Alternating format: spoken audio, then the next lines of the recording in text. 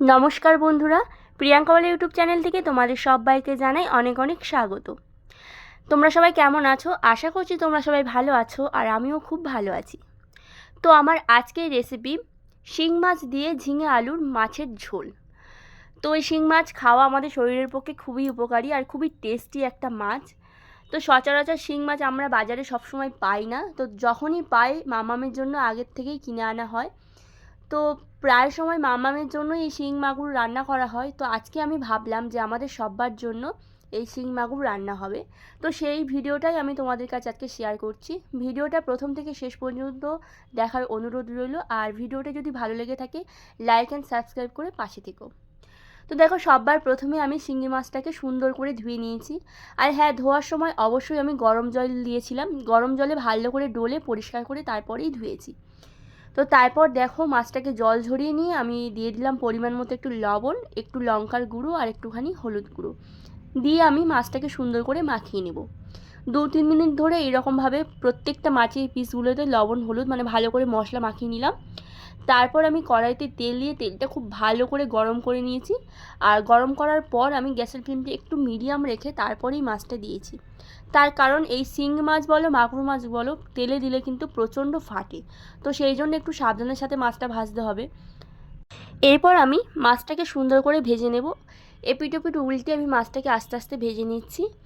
তো শিং মাগুর খেতে খুবই ভালো লাগে। তোমরা যারা খাও তো জানো এই শিং মাগুর মাছের কতটা টেস্ট, আর যারা খাও না তাদেরকে আমি বলবো এই শিং মাছ একবার হলেও বাড়িতে এরকমভাবে রান্না করে খেয়ে দেখবে, খেতে কিন্তু খুবই ভালো লাগে।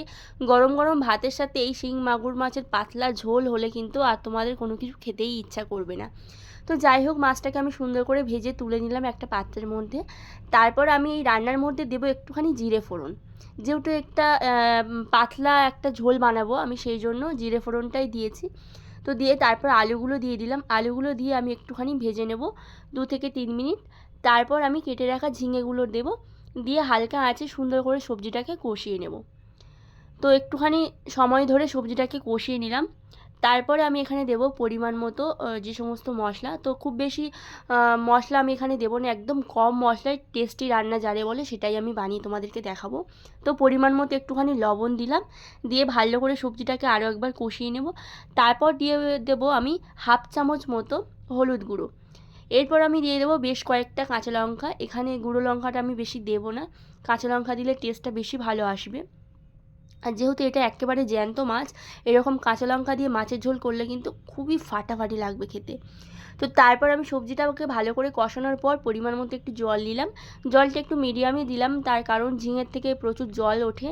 তো তারপর দেখো, সবজিটা অর্ধেক সেদ্ধ হয়ে গেলে আমি মাছটা দিয়ে দিলাম ভেজে রাখা, দিয়ে একটুখানি নাড়াচাড়া করে দেবো। তারপর ভালো করে ফুটিয়ে আমি নামিয়ে নেব।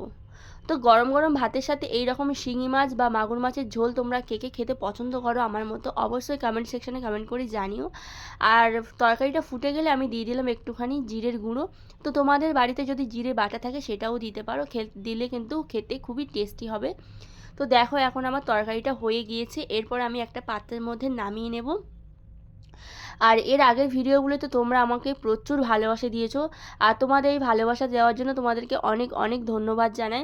তোমরা উৎসাহ দাও বলে আমি এত ভালো ভালো ভিডিও বানানোর উৎসাহ পাই। তো আজকের এই পর্যন্ত, সবাই ভালো থেকো।